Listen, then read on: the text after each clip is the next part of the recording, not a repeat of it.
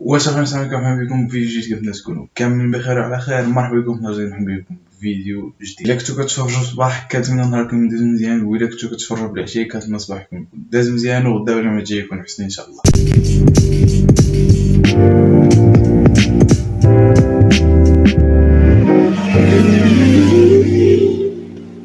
4,494,000 أورو هي اللي كان سوا ميك شوماخر في العام ديال 2021 في لي ديبونس ديال لي كراش اللي كان دار بصوت. الوغ كو في نفس العام فماكزيبين ان روكي اللي عمرو اصلا ما لعب لا فورمولا فاين في كو 2,800,000 euros, ce qui fait بجوجهم un total de 7,747,000 euros. Et du coup, ça a été la champion du monde au niveau des dégâts l'année 2022, titre qu'elle a conservé de l'année 2020 avec notamment le crash Romain Grosjean qui a coûté un peu plus de 3 millions et avec un total de 5 millions, quelque chose comme ça. Alors après tout ça, est-ce que c'est suffisant pour qu'on puisse noter le talent et le savoir-faire de Mick Schumacher? Très clairement, je pense bien que non. Et aller jusqu'à se faire éjecter de la F1 pour le remplacer avec un Nico Hülkenberg, un Schumacher qui se fait virer d'une écurie F1, ça court pas les rues.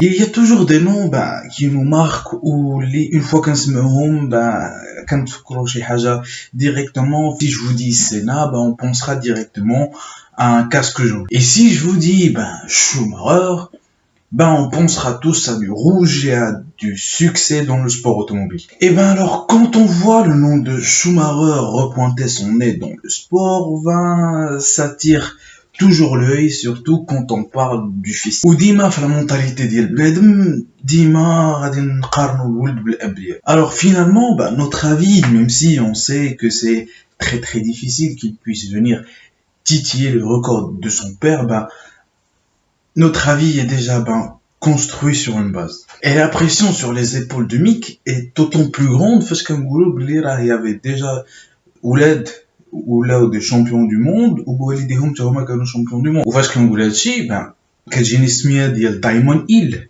le fils ديال غراهام إيل اللي كان ربح له شامبيونا في 1982. او نقدر نجبد نيكو روزبرغ, fils de Keke Rosberg, même si Keke Rosberg il n'a pas trop marqué l'histoire de la F1, ou plutôt la pression ديال Nico Rosberg كانت plutôt من الجهة الأخرى ديال الجراج اللي كان فيها le meilleur pilote de tous les temps. Alors techniquement, devenir champion du monde quand ton père l'est déjà, c'est pas une première. Alors il faut savoir qu'est-ce qu'on attend de Mick. Est-ce qu'on attend de lui d'être un crack générationnel, ou plutôt d'être un bon pilote sans plus, ou plutôt d'être à la hauteur du nom Schumacher? Et si on l'attend à être à la hauteur du nom Schumacher, ça veut dire quoi être à la hauteur du nom Schumacher? Alors déjà, pour commencer, il faut se mettre en tête que Mick Schumacher, il n'est pas là pour écrire la suite de l'histoire de son père, mais plutôt il est là pour écrire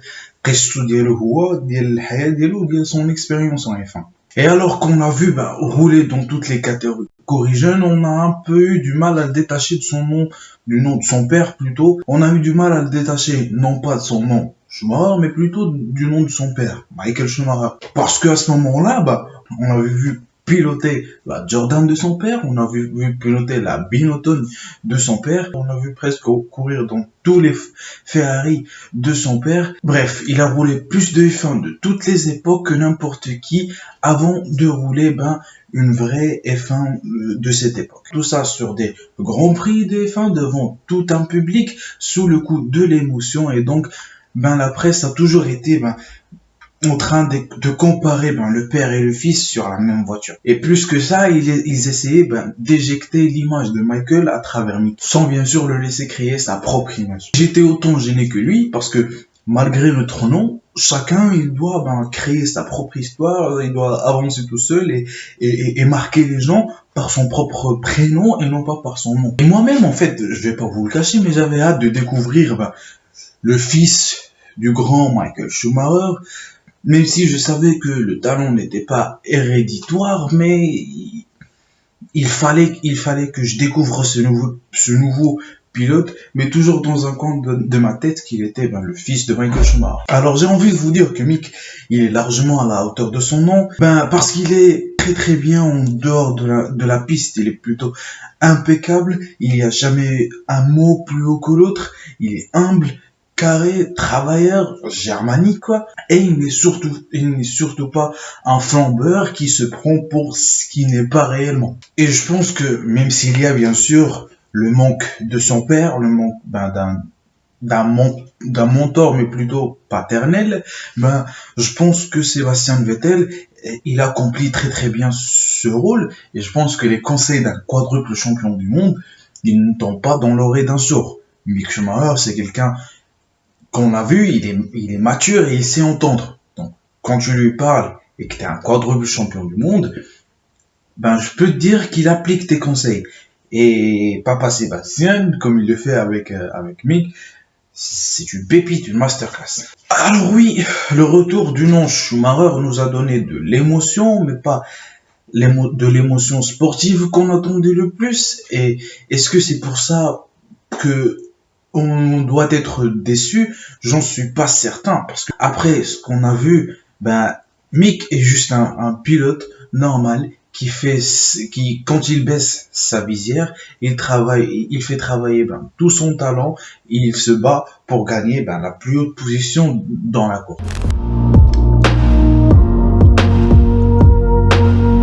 Alors, une année pour apprendre, une autre pour gagner, c'est ce qu'il avait fait en F3 et en F2, même si on sait que le peloton de 2020 en F2 n'était pas vraiment le plus meilleur qu'on avait connu. Et il est sorti avec 2 victoires, 10 podiums et aucune pole position. On sait alors qu'on n'a pas affaire à un crack, qu'on n'a pas affaire à des dive bomb à la Arthur Leclerc ou des remontées magnifiques à la Charles Leclerc à son époque. Même s'il roulait chez Prema et il était sponsorisé par la Scuderia Ferrari, même s'il avait soi-disant les meilleures armes dans son garage, on a très vite su qu'on n'a pas vraiment un crack générationnel devant nous. Mick, lui, il a un bon rythme, il fait des beaux dépassements avec quelques erreurs, tout à fait normal quand t'es un pilote de F2. Mick, lui, c'est juste un bon pilote,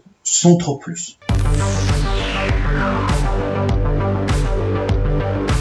Alors, Audi arrive en F1 en 2026, ce qui fait un peu loin sans faire un peu trop loin. Ça fait un peu 3 ans globalement. Ils veulent aligner un pilote allemand dans leur garage. Et un bon pilote allemand, dernièrement, ça court pas les rues. Alors on pourrait penser à un Nico Hülkenberg après avoir vieilli un peu, après avoir passé 3 petites saisons chez Haas à l'âge de 37 ans. On pourrait alors aussi voir un comeback de Sébastien Vettel comme l'avait prédit Lewis Hamilton. Ou si on aille chercher chez les jeunes, on pourrait avoir un David Beckman qui passe sa 2e saison cette année de F2, même s'il reste bloqué un peu au milieu de peloton. C'est dommage vu qu'il roulait pas mal en F3. On pourrait penser à un Lirim Zendelhi, même si lui aussi il n'a pas approuvé en F2 en 2021, désolé, et que en 2022 il n'a fait que 2 meetings en F2 et 2 autres meetings en F3. Alors après ce petit briefing que je vous ai donné, on peut comprendre que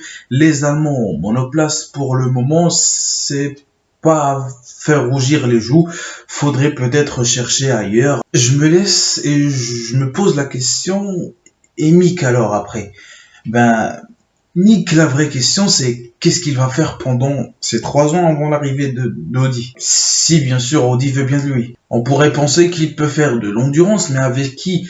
Vu que il n'est plus avec Ferrari, et Ferrari va aligner une hypercar en Mans. Ça aurait été très très cool, et puis derrière, revoir Mick encore en F1 après avoir passé 2-3 ans en endurance, ça pourrait être une très très bonne solution. Ou alors peut-être que la carrière de Mick Schumacher va s'arrêter tout bêtement en F1 sans l'avoir vu se développer et montrer tout ce qu'il savait faire Peut-être que on le verra écrire son histoire en endurance, là où son père avait roulé en début avant d'arriver en F1. Avoir un Schumacher à la tête de la F1 et un autre à la tête de l'endurance, ça pourrait être une très très belle histoire pour Mick.